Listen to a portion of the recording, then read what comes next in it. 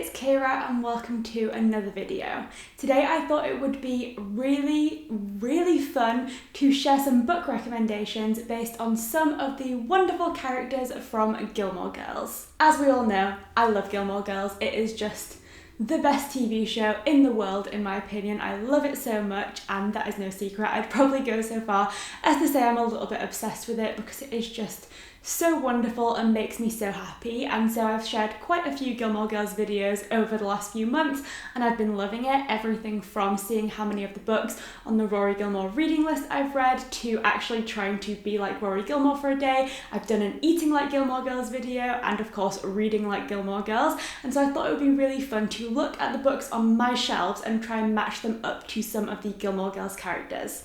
Now I will say that this is absolutely not an exhaustive list, and I'm sure there are lots of characters that I've unfortunately not managed to fit into today's video, and also lots of other books that could be matched up to these characters. But the way that I've gone about it is, aside from one of the books, none of these books are books that are mentioned in Gilmore Girls as far as I'm aware. And I've not selected books that I think the characters would necessarily read, more books that I think kind of represent the core of their personalities or really connect with who they are as characters.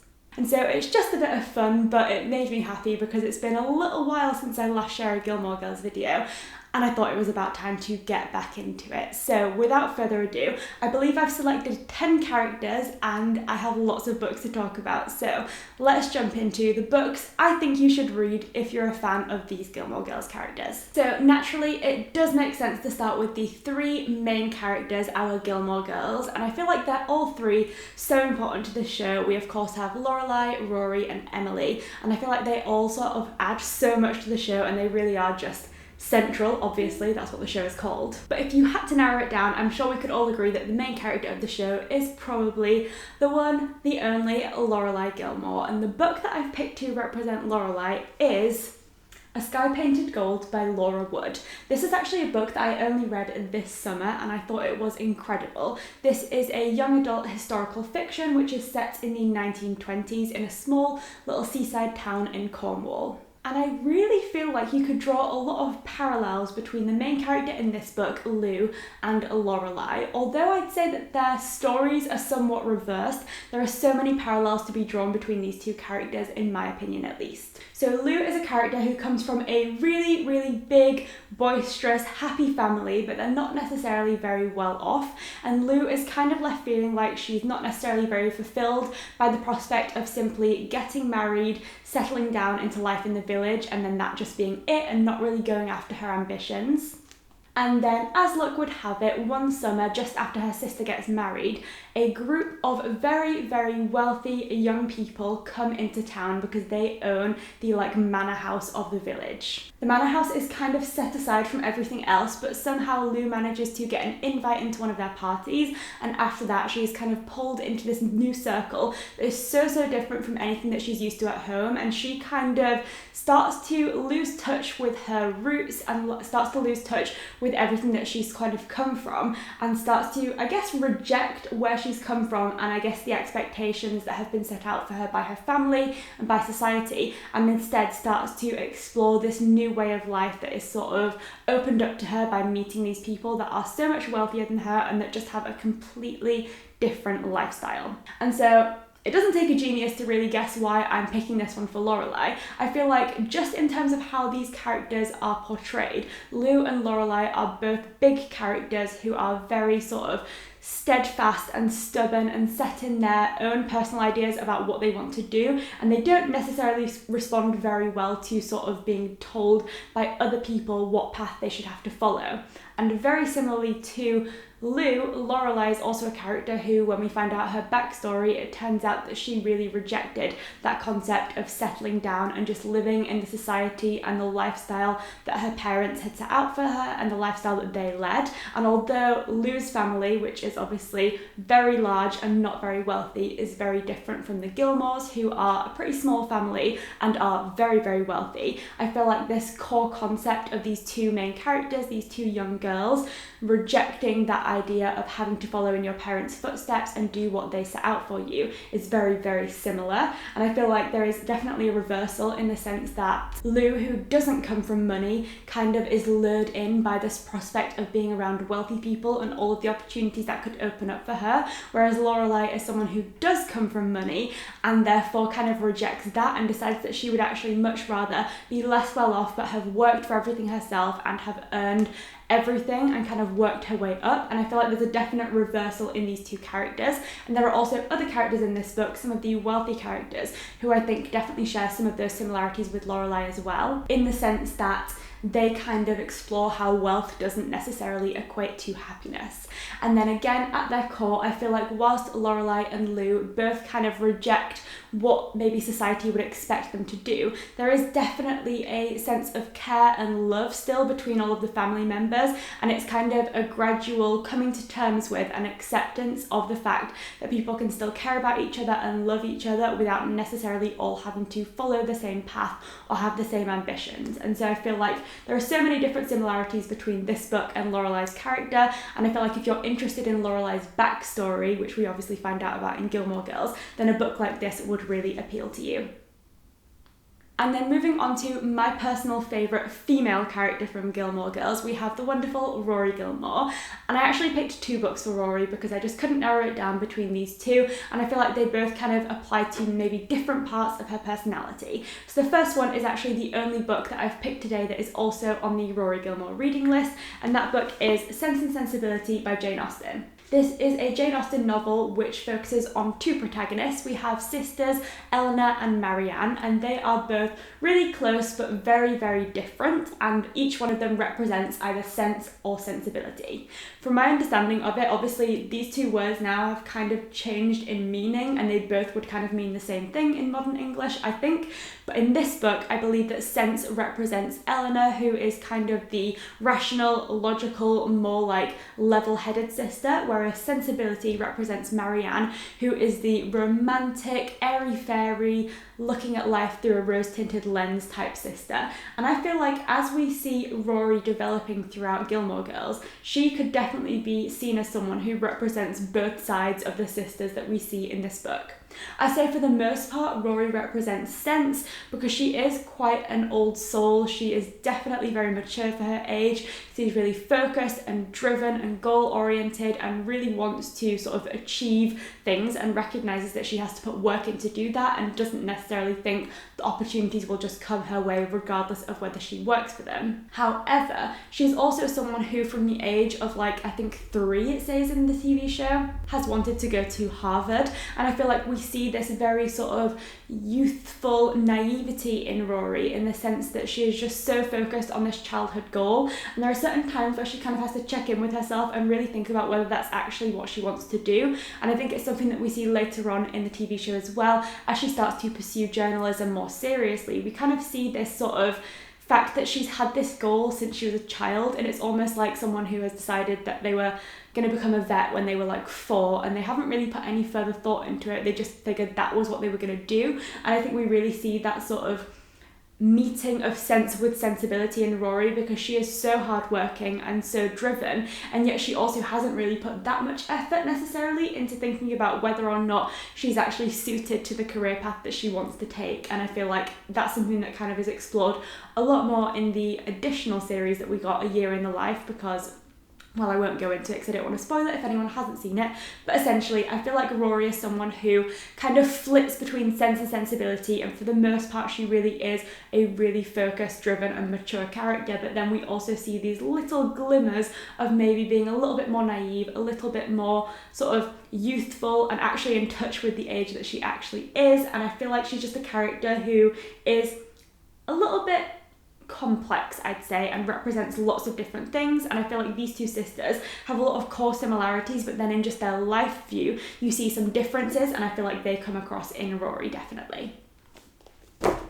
And then the other book that I picked up for Rory is very much more specifically focused on one part of her personality and on one storyline that we see. And that book is Radio Silence by Alice Oseman. Now this is a book which focuses on our main character Frances, who is a A-level student about to apply for university. And Frances is someone who's always had the dream of going to Oxford to study English literature, but she's also a really passionate art student. And at the point that she starts applying for university and going for interviews, she starts to have major doubts about exactly what it is that she wants to do, and she's massively torn between pursuing what people expect of her and what she has expected of herself, and then potentially what is actually her passion. And I feel like we see this sort of come up as a little bit of a dilemma in Rory in a couple of different occasions. Firstly, in that sort of dilemma that she faces between choosing Harvard and Yale and going with what she'd always thought she was going to do, and then maybe following her heart and going for something different. And then we also see her go through a few crises, as I mentioned before with Sense and Sensibility,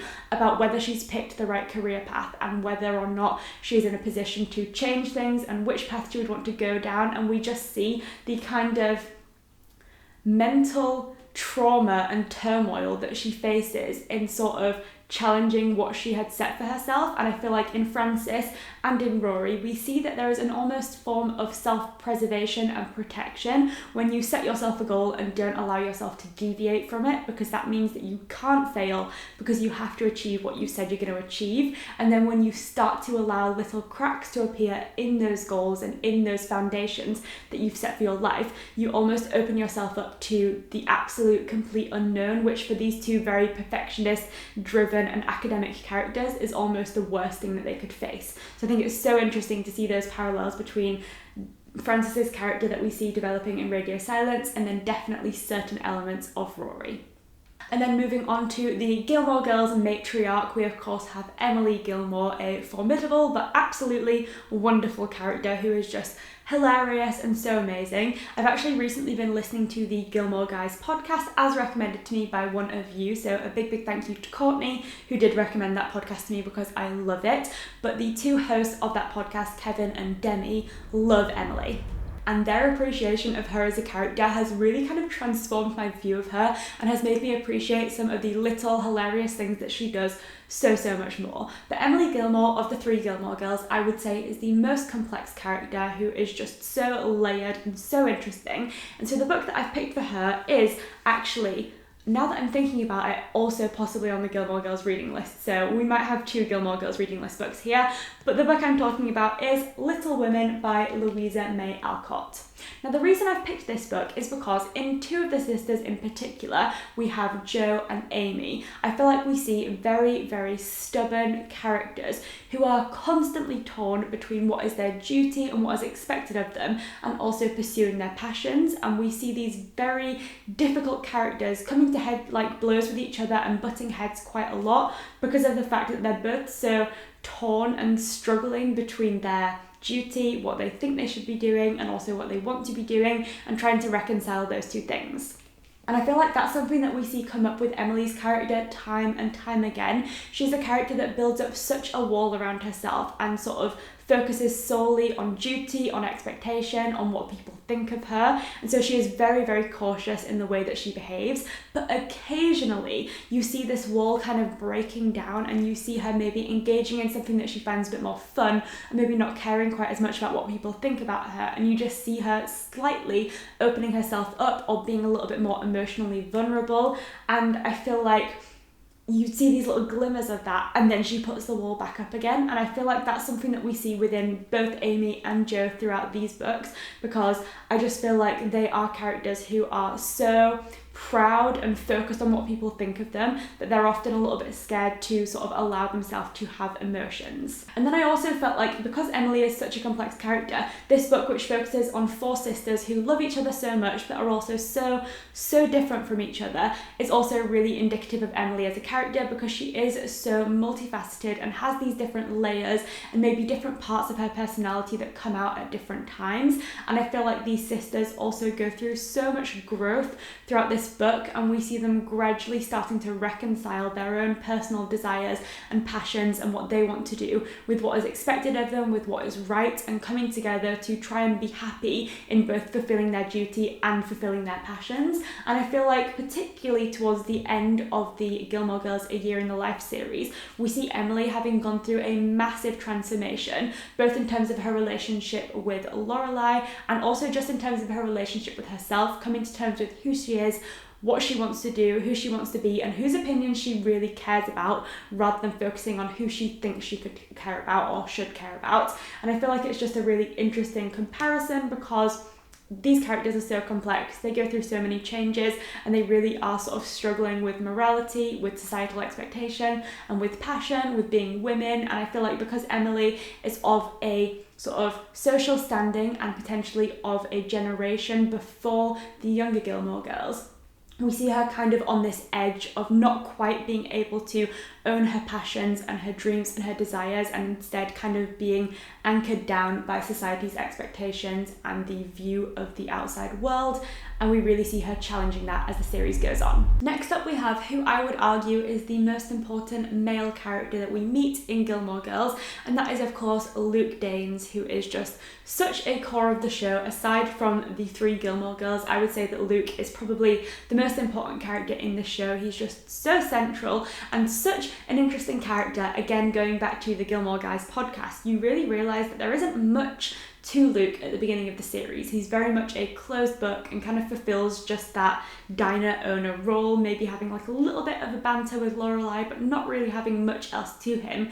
And then the character that we meet at the end, or have gotten to know by the end of the series, is just so much more complex and layered, and is just such an interesting character. And so the book that I've picked to represent Luke was actually the first book that I thought of for this video idea, and was actually the book that sparked this, because thinking about this book just drew so many parallels to Luke's character that I actually had to make this video because it was just so perfect, and I wanted to know what you guys thought of this parallel. And so the book that I've picked is The Storied Life of A.J. Fikry by Gabrielle Zevin. Now, particularly just referring to the blurb of this book, because I feel like this is one that could be really easy to spoil if I say things slightly wrong. So, this book says, A.J. Fikry, the grumpy owner of Island Books, is going through a hard time. His bookshop is failing, he's lost his beloved wife, and a prized rare first edition has been stolen. But one day, A.J. finds 2-year-old Maya sitting in the bookshop floor, with a note attached to her asking the owner to look after her. His life and Maya's is changed forever.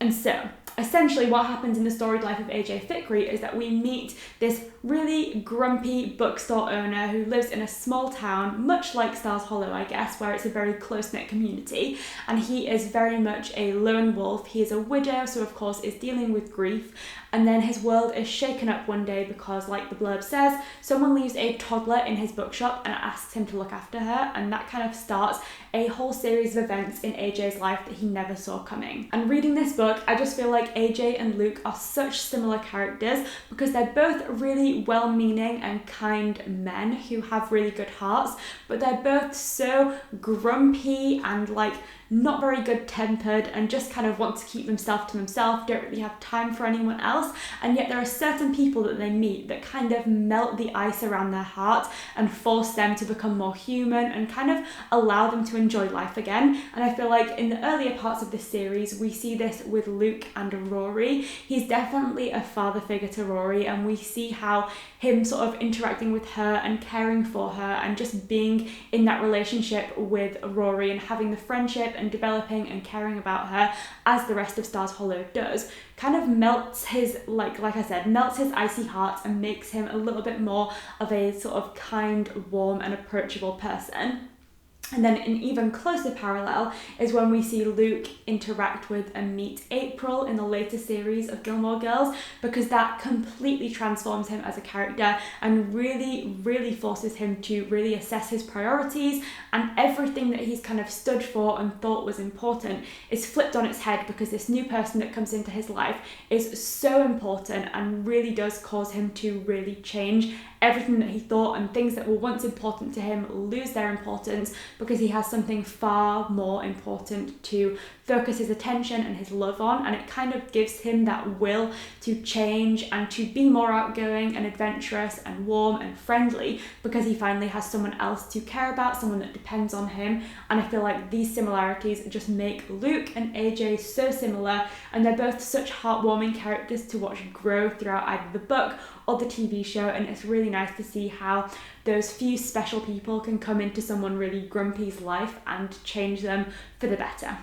Next up, I'm going to be talking about Lane, who is of course Rory's best friend, and the book that I've picked for Lane is a little bit of a tenuous link, or it might seem so at first, but I actually think there's some really good parallels, so bear with me because I've picked up The Switch by Beth O'Leary. I feel like I have not stopped talking about this book recently because I read it in September and loved it so much that I just want to talk about it to everyone. And this is a romance book by a wonderful author who I love, and it's a book which focuses on a granddaughter and a grandmother switching places because their lives are kind of going in the wrong direction. So we have Lena, who is a 20-something working in London, doing the career thing, building her way up that career ladder and kind of working herself into the ground in the process. And because of something that went wrong at work, Lena is forced to take 2 months away from work. And then Eileen is recently single because her husband cheated on her and left her. And so Eileen is kind of a pillar of the community in her small Yorkshire village that she lives in, but she's also wanting to pursue romance and trying to figure out who she is outside of being someone's wife. And so as a fun little experiment, Lena and Eileen decide to switch places. So Eileen moves down to London and Lena moves up to Yorkshire, and they basically take on each other's lives. And so you might be thinking, where on earth is the parallel with Lane here?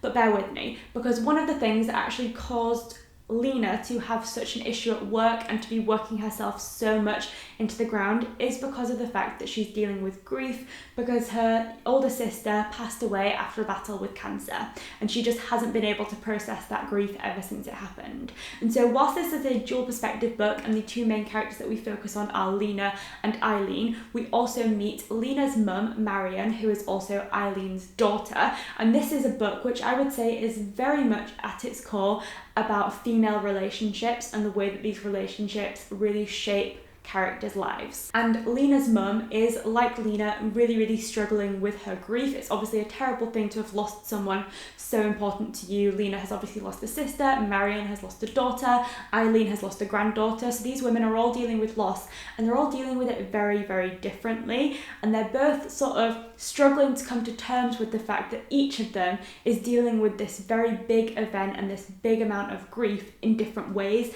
and they really struggle to come to terms with the fact that not everyone is going to cope with things and do life in the same way as them. And this is where I feel like Lane's story comes in, because Lane is a character who is very much focused on what she wants to do. She has her life ambitions and she wants to go for them, but she really struggles to reconcile with that what her mum wants for her, because Mrs. Kim is obviously very religious, has a really clear idea about what she wants for Lane and who she wants Lane to hang around with, and basically her ambition for Lane and Lane's ambition for Lane are very different. And yet as the book goes on, and particularly as Lane moves through her romantic life, we start to see her perspective of her mum and how her mum has treated her growing up really start to mature and develop, and she starts to recognise that whilst her and her mum may never be similar people and may never have that same ambition for each other's lives, they also have that really strong bond between them, and the core of their relationship is that they both love each other so much, and it is that love which causes them to be so angsty with each other a lot of the time because they just can't express that in a very emotionally healthy way. And I really feel like that maturing of a relationship and coming to understand that whilst they may be different people, they do have a relationship which is built on a foundation of love, care and concern for each other, which is what we see between Mrs. Kim and Lane, is something that's really paralleled between the female relationships that we see in The Switch, particularly between Lena and her mum Marion, because they both are dealing with this grief so differently, and they're both really struggling to come to terms with the fact that they're dealing with it so differently, and they've also built a lot of tension and just like animosity between each other because of what happened with Carla, the sister that passed away. And yet gradually, as this book develops, we see them coming to terms with their own response to grief, which I think was key to them actually understanding each other a little bit more, and then really recognising that whilst they might all be dealing with something so differently, that doesn't mean that they can't all support each other. And it's kind of just a gradual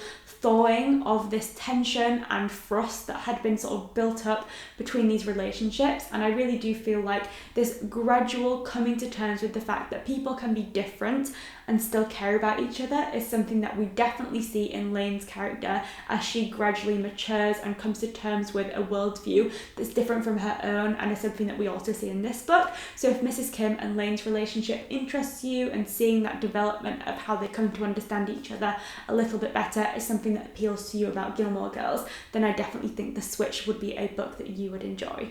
And then, of course, Rory doesn't just have one best friend, she is also very, very close friends with Paris, who is such a wonderful character, one of my personal favourites. I think Paris is so incredible. And actually, very similarly to Emily, as a character, Paris is someone who puts up a big wall around herself and only very occasionally lets people in and sort of allows herself to be emotionally vulnerable. And so with that in mind, the book that I've picked for Paris's character is Conversations with Friends by Sally Rooney.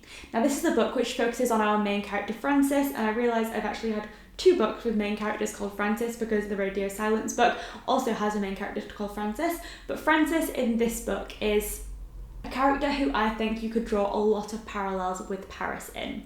Frances is a university student in Dublin. She is extremely intelligent, she's very intellectual, and she almost puts herself on this elevated level which kind of separates her from other people, and she really does that, I think, as a coping mechanism, because in kind of elevating herself and sort of removing herself from the general population, she gives herself this wall that kind of acts as a protection, because by not allowing herself to be emotionally available, she also kind of limits the opportunity to be emotionally hurt. And that's something that we see her dealing with quite a lot throughout this book, because Frances is someone who's dealing with quite a complex network of relationships. She's someone who is best friends with her ex-girlfriend Bobby, and so we have this constant tension between this relationship where these two characters are still very close and still have this love for each other, but the dynamics of their relationship have changed, and yet there's a constant what if about whether they still should be with each other romantically. And then she also ends up in a romantic relationship with a married man. And in both of these relationships, she manages to elevate herself into this very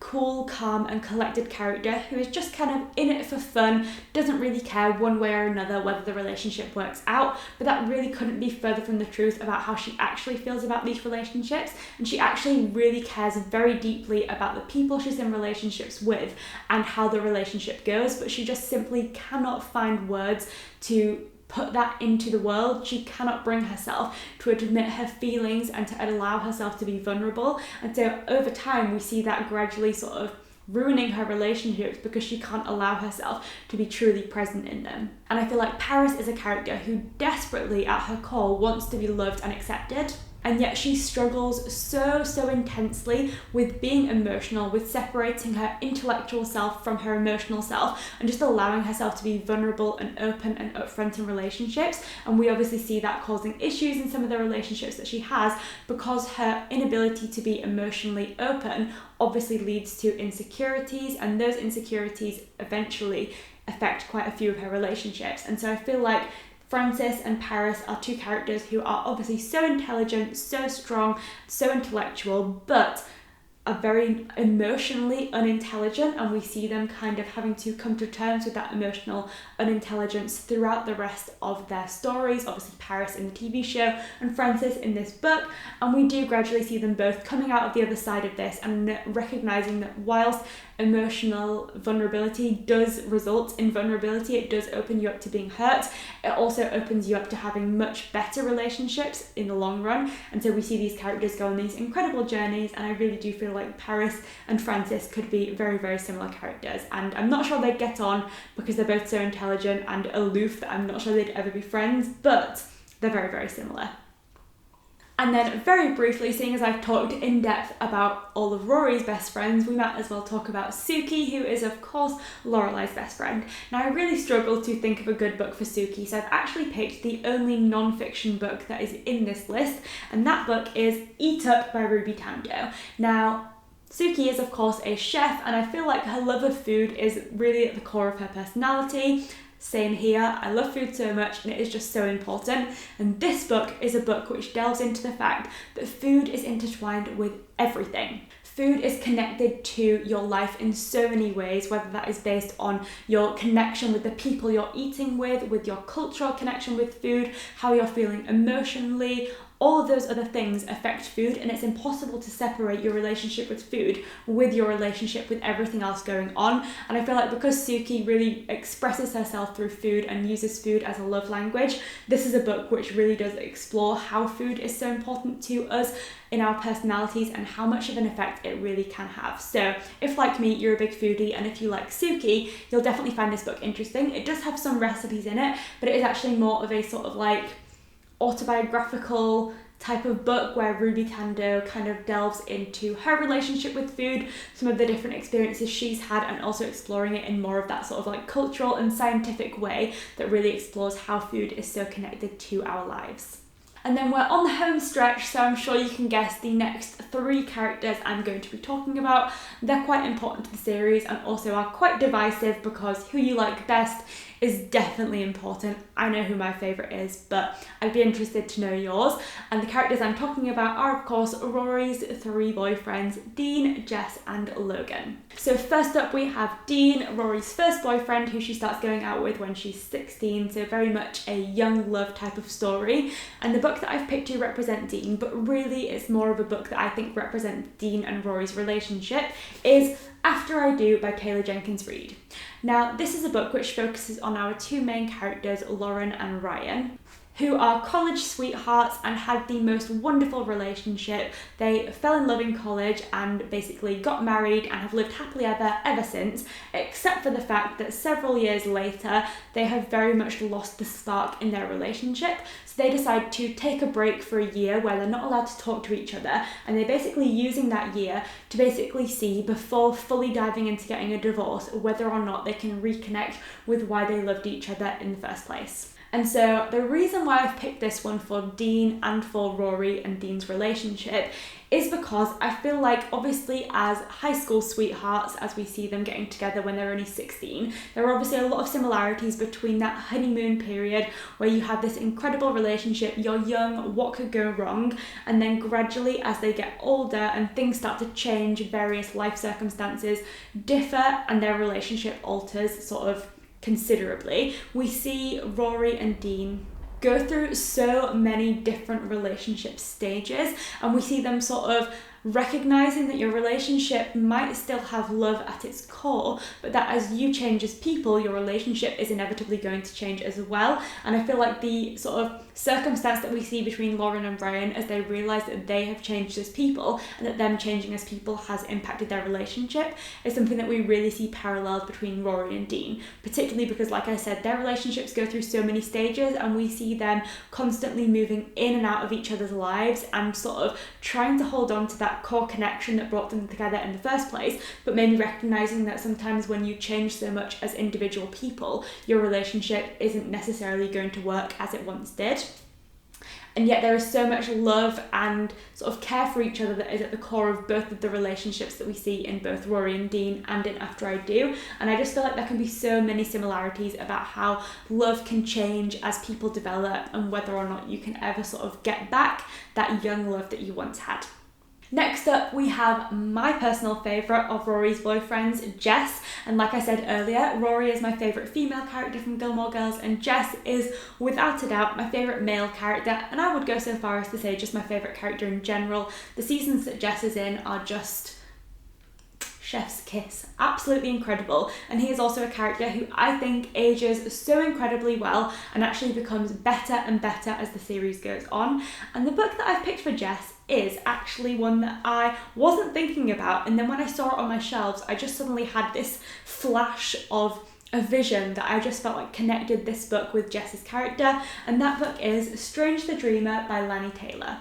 Now, Strange the Dreamer is a fantasy book which focuses on our main character, Laszlo Strange. Laszlo is an orphan who works in a library or in a citadel, and he is basically just a pretty like lonely character. He doesn't have much going for him. He's definitely someone who you'd maybe describe as a social outcast. He's very on his own, and he also doesn't necessarily know where his life is going to go. He has ambition and drive, but he just doesn't have anything to take him where he wants to go. And then suddenly his circumstances change, and he is taken on this incredible journey that gradually reveals to him the strength and power that was in him all the time that he just never knew about. And this kind of causes a massive shift in him as a person, and then gradually impacts all of his relationships and his ability to form relationships, because he is now so confident and aware of his own power. And I feel like that's something that we really see in Jess, although in a much less fantastical way. Jess is a character who comes into the series as a very like wayward young man. He is like 17 years old. He doesn't really have much going for him. He is a high school dropout. He doesn't really attend school, and he doesn't know what he wants to do. But he's also a character that is very, very intelligent, and I'd say aside from maybe Paris, is one of the only characters that intellectually matches with Rory. And yet he's someone who absolutely does not know how to harness the power of his intelligence into something good, and instead he is just kind of on this horrible downward spiral that negatively affects all of his relationships. We then see him developing this really strong relationship with Luke, who is of course his uncle, and the relationship that Jess and Luke have at the beginning of the series is very tense and fraught and isn't a very positive one. But gradually we see that Jess comes to view Luke as such an important character in his life, and Luke really is that transformative event for Jess, I would say. Just like how Laszlo is taken on this adventure that transforms his life, I'd say that being sort of reunited with Luke is something that really transforms Jess and allows him to see the world in a different way. And so then when we see Jess in later seasons, we see that he has finally managed to turn his downward spiral around and come to harness that power of his intelligence and do something good with his life. And I feel like we see in both Jess and in Laszlo's character stories the arc of someone going from being the outsider who is just flailing and doesn't know what to do and is just kind of left on their own struggling, and therefore is forced to put up this wall around themselves, into these blossoming characters who have recognised how much power they actually have to be successful. And I just think both of the characters, Jess and Laszlo, go on such incredible journeys and really do make it from that like outsider or like zero to hero storyline, which I think is so good. And then finally we have who I would say is Rory's least good boyfriend. Just putting it out there. Obviously it's Logan, and the book that I've picked for Logan I think is a really good pick for his character, and it is Fight Club by Chuck Palahniuk. Fight Club is obviously a book which we can't really talk about because the first rule of Fight Club is you don't talk about Fight Club, but essentially, I'm sure many of you know from either reading the book or watching the film, that it's about a group of men who meet and fight, and this kind of Fight Club isn't necessarily just about violence, it's about finding something to make you feel alive and sort of to bring some excitement into the monotony of everyday life. And something that seems very base and primal and just violent is actually a very odd coping mechanism used to essentially deal with all of the difficulties that you're having in your regular life, or just used to bring some kind of life back into an existence that feels completely dull. And the reason that I'm talking about this book in relation to Logan is because the main character in this book actually talks at the beginning of the book about how his life is so perfect. He's not necessarily super rich, but he has a steady job, he has an apartment. He's basically gradually worked his way up to furnishing the apartment exactly as he wanted it to be. And at the beginning of the book, he has everything that he wants. He no longer needs to buy anything new. His life has kind of just like solidified itself into a just like monotonous existence. And so, like I said, this Fight Club suddenly acts as an escapism and a coping mechanism for bringing something different back into his life, because it is so monotonous and he has so much privilege in the fact that he has plenty of money and a good job that he doesn't actually have to do anything. And so this kind of brings some struggle and just excitement back into his existence. And Logan is a character who's obviously extremely privileged. He's from a very, very wealthy family. He's going to Yale, and although he is studying at one of the top universities in the world, he's not a character that necessarily puts himself out in terms of working hard. He's just someone that cruises by, and because he's so rich and so privileged and basically has his entire life set out for him, he's going to have a job regardless of whether he graduates or not, because his dad has so many companies. He's a character who doesn't really have to do much in order to get through life, and he doesn't have to have that struggle that gives people motivation. And so instead we see Logan doing lots and lots of stupid, dangerous things that he uses to bring some kind of exhilaration into his existence, because that's the only thing that kind of gives him purpose and enjoyment.